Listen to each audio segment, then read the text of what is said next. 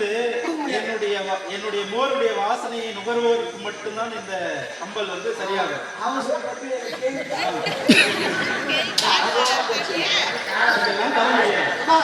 சரி,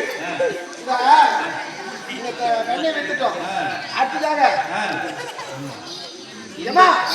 இந்த தெருவில் எங்கமே இந்த ரத்னாபுரி பட்டணத்துல ஒரே சக்காத்தின் கூட